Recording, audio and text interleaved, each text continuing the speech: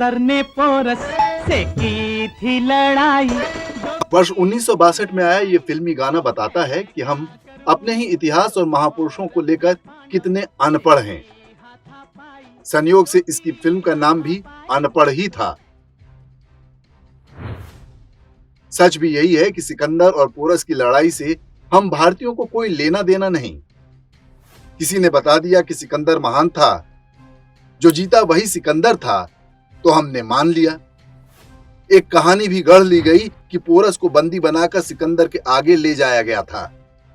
सिकंदर ने पूछा, तुम्हारे साथ कैसा व्यवहार किया जाए?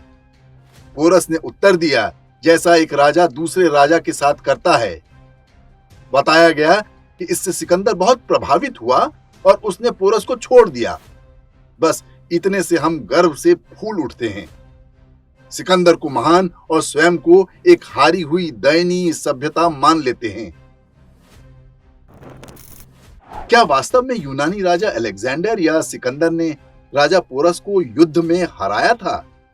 इस बारे में इतिहास की पुस्तकों से लेकर सिनेमा तक में फैली दंत कथाओं का सत्य क्या है?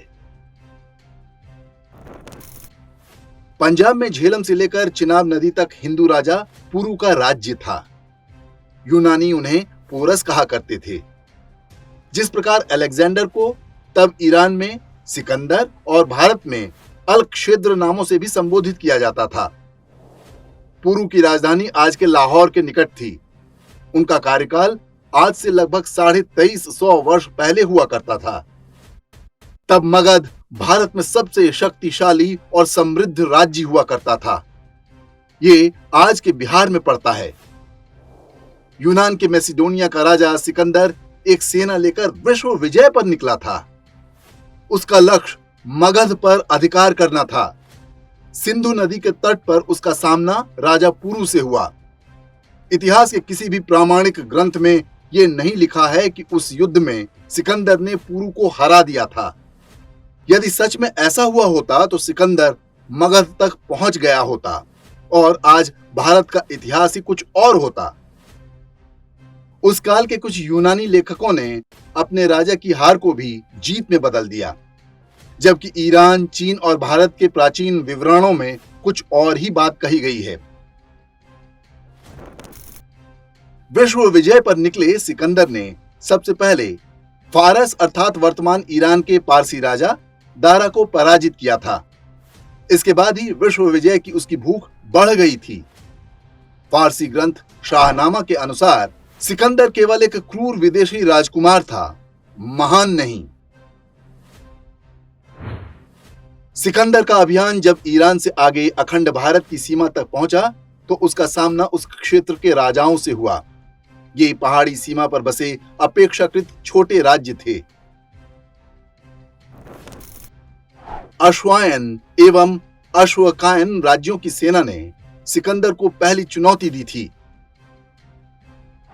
आगे बढ़ने पर कुनात, स्वात, बुनेर और आजका यानी आज के पेशावर में सिकंदर को कड़े प्रतिरोध का सामना करना पड़ा था। मत्स्य राज के क्षेत्र में तो महिलाओं ने भी सिकंदर की सेना का मुकाबला किया था। सिकंदर ने मत्स्य राज के राजा को पूरे परिवार समेत धोखे से मारा था। हालांकि गंधार, तक्षशिला के राजा आम्भी ने सिकंदर का स्वागत किया। आम्भी की पड़ोसी राजा पोरस से शत्रुता थी। उसे लगता था कि सिकंदर की सहायता से वो शत्रु को हरा देगा। 4वीं शताब्दी में संस्कृत के प्रसिद्ध नाटककार विशाख दत्त द्वारा रचित मुद्रा राक्षस में पोरस का उल्लेख मिलता है। सभी ऐतिहासिक वृत्तांतों के अनुसार पोरस और सिकंदर के बीच युद्ध झेलम नदी के किनारे हुआ था। यूनानी अभिलेखों में इसे बैटल ऑफ हाइडेस्पीस कहते हैं। यह युद्ध मई 326 ईसा पूर्व में लड़ा गया था। सिकंदर की सेना में 50,000 पैदल सैनिक और 7,000 घुड़सवार थे। दूसरी ओर पोरस की सेना में 20,000 पैदल सैनिक, 4,000 घुड़सवार, 4,000 रथ और 130 हाथी थे। इस युद्ध में आम्भी की सेना के 11,000 सैनिकों ने भी सिकंदर का साथ दिया था। यूनानी वृत्तांतों में राजा पुरु को 7 फुट से भी अधिक लंबा और बलशाली बताया गया है। इनके अनुसार सिकंदर की झेलम पार करते ही राजा पुरु अपनी शक्तिशाली गज सेना के साथ यवन सेना पर टूट पड़े। बड़ी संख्या में सिकंदर के सैनिक हाथियों के पैरों तले कुचलकर मारे गए। सिकंदर ने अपने जीवन में कभी ऐसा युद्ध नहीं देखा था। वो और उसकी सेना इससे बुरी तरह आतंकित हो गई। हाथियों की सेना के अतिरिक्त सिकंदर ने यहीं पर पहली बार 7 फुट के भाले देखे, जिनसे एक ही सैनिक शत्रु के कई कई सैनिकों को मार सकता था। आरंभिक युद्ध में यवन सेना के कई सेनापति मारे गए। उनका मनोबल बुरी तरह से टूट गया, किंतु सिकंदर हठ पर अड़ा रहा। अपने सबसे विश्वस्त अंगरक्षकों और अंतः प्रतिरक्षा टुकड़ी को लेकर सिकंदर बीच युद्ध क्षेत्र में घुस गया, लेकिन वो किसी भारतीय सेनापति को नुकसान नहीं पहुंचा सका।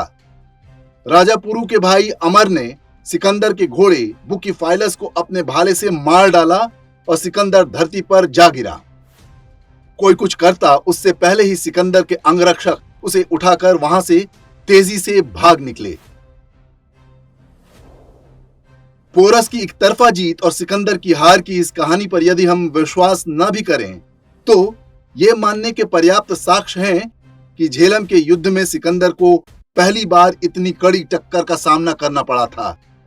इस युद्ध के बाद सिकंदर की सेना का मनोबल टूट चुका था। सिकंदर भी बुरी तरह से डरा हुआ था। सेना में विद्रोह की स्थिति पैदा हो रही थी, इसलिए सिकंदर ने वापस अपने देश जाने का निर्णय लिया। सिकंदर और उसकी सेना कितनी भयभीत थी, ये इसी से समझा जा सकता है कि वो जिस रास्ते से आया था उससे वापस नहीं लौटा। उसने सिंधु नदी का रास्ता चुना, जो कम खतरनाक था।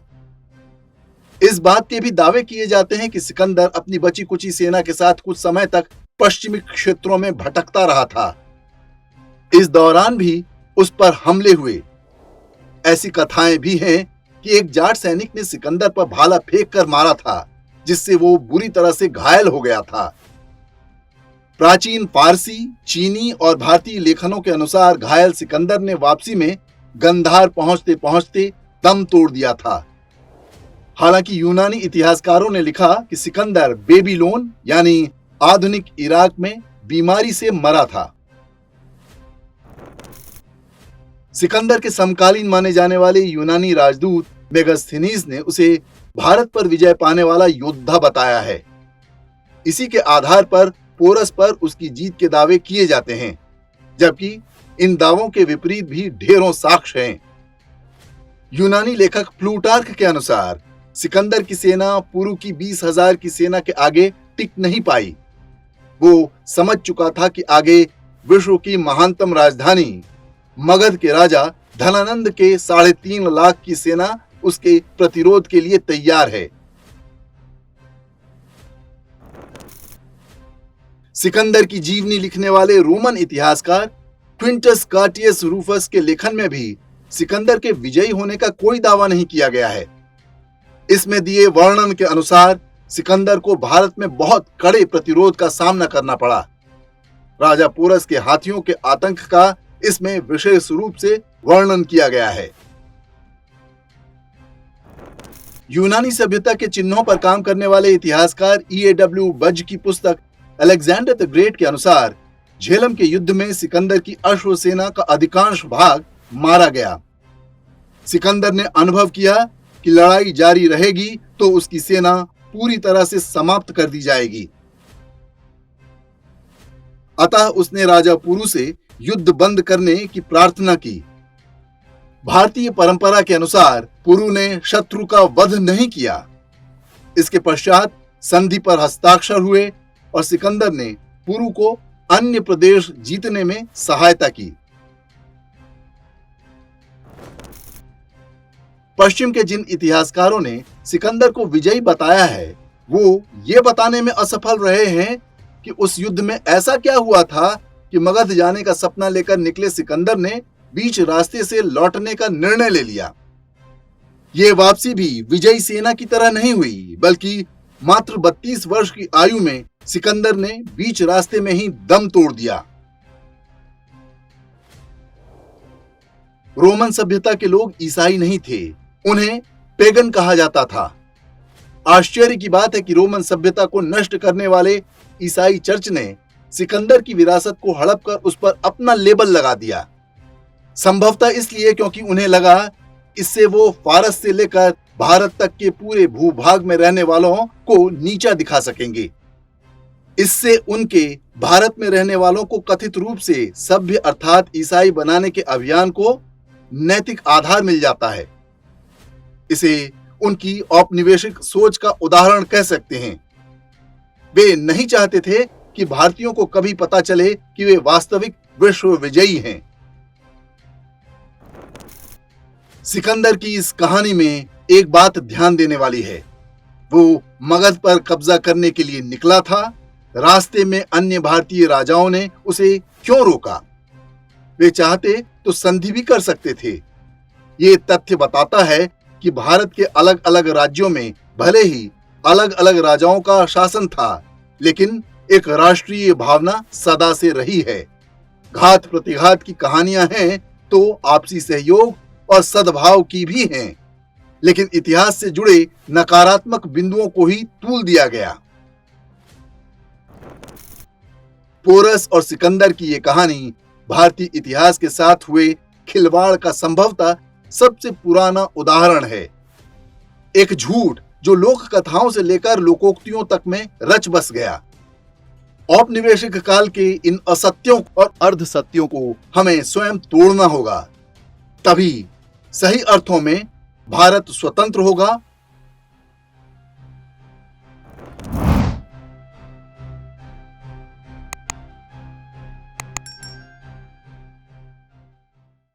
इंडेक्स ऑनलाइन के वीडियो समाज को समर्पित हैं। आप इनको डाउनलोड करके जैसे चाहे वैसे प्रयोग कर सकते हैं। चाहे तो आप हमारे टेलीग्राम चैनल से जुड़ सकते हैं।